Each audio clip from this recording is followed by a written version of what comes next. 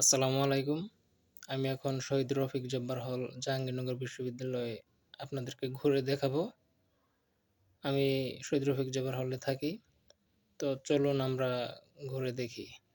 প্রথমে আমি আপনাদেরকে নিয়ে যাব শহীদ রফিক জব্বার হলের ৪ রাস্তার মোড়ে। বিশ্ববিদ্যালয়ের ভিতরে বিভিন্ন জায়গায় ৪ রাস্তার মোড় রয়েছে। তো শহীদ রফিক জব্বার হল জাহাঙ্গীরনগর বিশ্ববিদ্যালয়ের সীমানার কাছাকাছি অবস্থান করে। তো এই ৪ রাস্তার মোড় সম্বন্ধে একটু পরিচিত হই।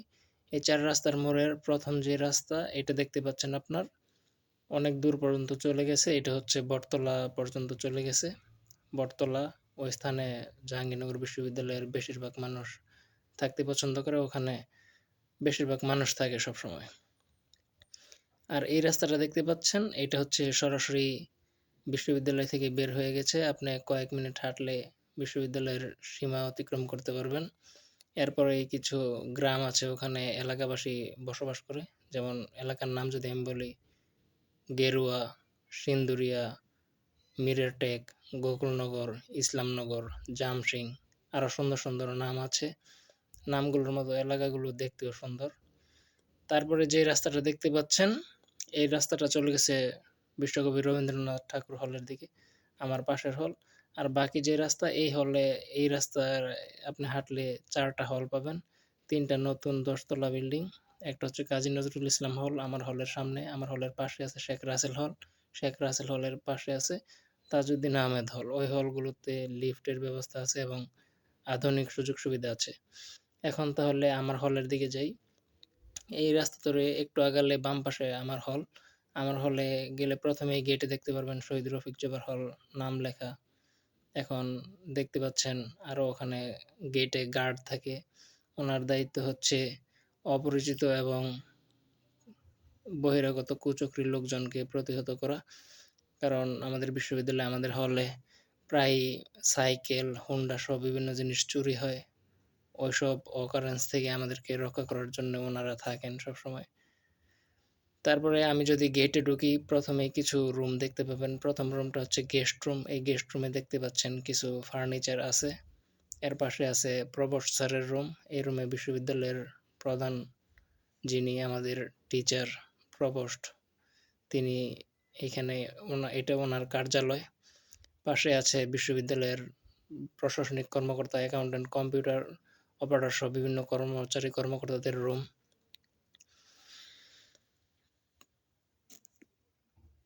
এখন আমি আপনাদেরকে দেখাবো আমাদের বিশ্ববিদ্যালয়ের, আমাদের হলের আধুনিক দোকান। এই দোকানে কোনো দোকানদার নেই।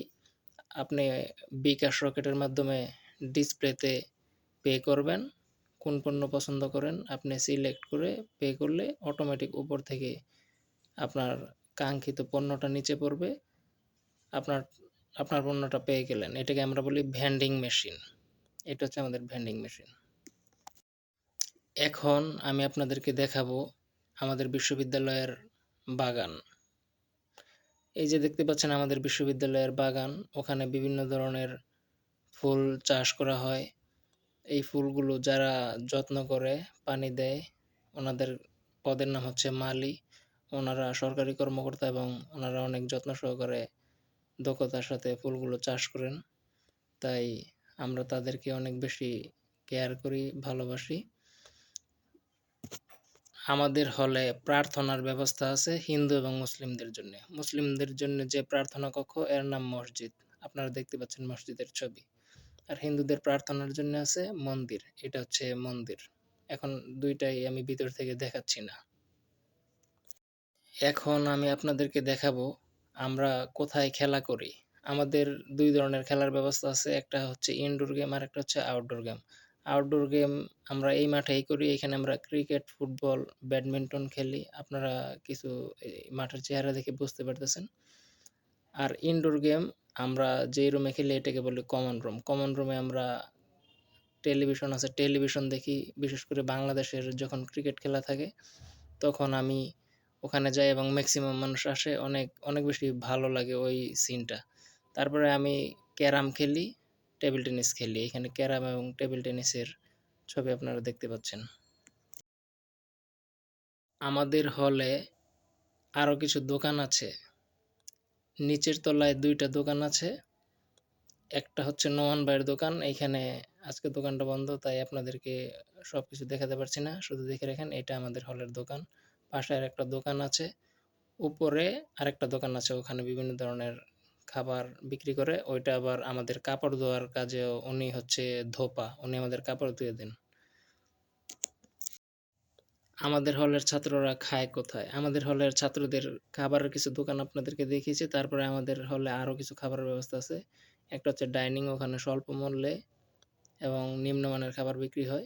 আরেকটা আছে ক্যান্টিন, ওখানে একটু ভালো মানের এবং দামটাও একটু ভালো। আর আমরা হলের পাশে কিছু দোকান আছে, এইখানেও আমরা যেমন ইচ্ছে তেমন খেতে পারি। ধন্যবাদ। আমাদের খেলার মাঠটা আমরা ৫ তলার ছাদ থেকে একটু দেখি, এরকম দেখায় ৫ তলার ছাদ থেকে। আর আমাদের হলটা হচ্ছে ২ ব্লকের, ২ ব্লকে ৫ তলা ৫ তলা ১০ তলা বিল্ডিং। আমি থাকি ৩২৫ নাম্বার রুমে। আমার রুমের সামনে আমি কিছু ফুলের গাছ লাগিয়েছি। আপনারা একটু দেখেন। এই গাছটা হচ্ছে হাসনায়না গাছ, এই গাছটার নাম কাটামুকুট গাছ, এই গাছটা ক্যাকটাস, এই গাছটা বেলি, এই গাছটা বাগানবিলাস। আমি ১ বছর থেকে এদেরকে যত্ন করতেছি। সবগুলোতেই ফুল হয়েছে আলহামদুলিল্লাহ। আর আমার রুম নাম্বার ৩২৫, আপনারা ছবিতে দেখতে পাচ্ছেন। এখন আমি দেখাবো কিভাবে শহীদ রফিক জুবেল হলের ছাত্ররা আধুনিক পদ্ধতিতে কাপড় ধোয়। এটা হচ্ছে ওয়াশিং মেশিন। আমরা অনলাইনে টাকা পে করে বুকিং করে আমরা এখানে কাপড় ধুই অতি কম দামে এবং স্মার্ট ওয়েতে। ধৈর্য সহকারে আমার ভিডিওটি দেখার জন্য আপনাদের সবাইকে ধন্যবাদ। আশা করি ভালো লাগলে লাইক করবেন, কমেন্ট করবেন এবং সাবস্ক্রাইব করবেন, শেয়ার করবেন। Thank you.